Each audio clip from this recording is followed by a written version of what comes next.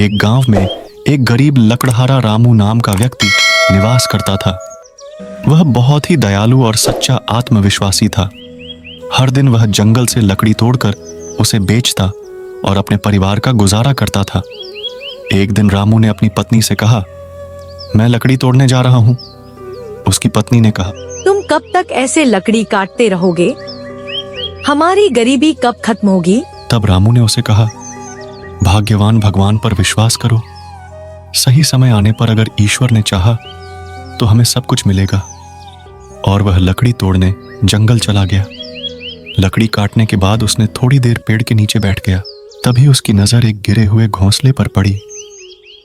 तेज हवा की वजह से चिड़ियों का घोंसला नीचे गिर गया था और उसमें चिड़ियों के बच्चे चीं चीं कर रहे थे। पार एक सांप वहां चिड़ियों के बच्चों को खाने के लिए उनके पास आया।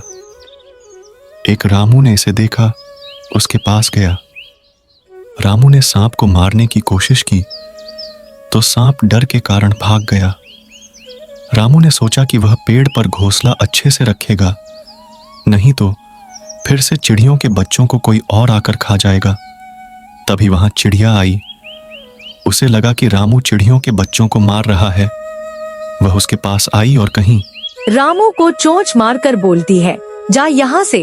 उसने रामू पर हमला किया। बेचारा रामू उसे बिना कुछ कहे वहां से निकल गया। चिड़िया जब अपने घोंसले की तरफ आई तो उसने बच्चे को सुरक्षित देखकर खुश हुई। उन्होंने चिड़िया से सच्चाई बताई। मम्मा, जब तेज हवाओं से हमारा घोंसला नीचे गिरा तब हमें खाने के लिए वहाँ एक सांप आया। हम डर गए थे मम्मा, तभी वो लकड़हारा उसे मारने उठे और हमारी जान बचाई। अब चिड़िया को अपनी गलती का एहसास होता है। वह भागते हुए रामू के पीछे जाती है और बोलती है, लकड़हारे, मुझे माफ कर दे। तुमने मेरी बच्चों की जान बचाई और बदले में मैंने ही तुम पर हमला किया। मैं तुम्हें इस हीरे को देना चाहती हूँ। यह हीरा कोई साधारण हीरा नहीं है। तुम जो चाहो इस हीरे से मांग सकते हो। रामू बहुत खुश हो गया। उसने चिड़िया को धन्यवाद कहा और वह अपने घर लौटा और कहा, भाग्यवान, ये देखो मैं क्या लाया। आज से हम भी अमीर बनेंगे। देखो, मैंने तुम्हें कहा था ना, अच्छे काम करने का हमेशा अच्छा नतीजा होता है। भगवान ने हमारी बात सुन ली है। तुम सही कह रहे हो। किसी भी जीव पर किए गए उपकार का फल अच्छा होता है। तुमने चिड़िया के बच्चों की जान बचाई और भगवान ने बदले में हमें ये हीरा दिया। इस कहानी में एक महत्वपूर्ण संदेश है कि हमें दूसरों की मदद करना और उनके साथ अच्छे व्यवहार करना।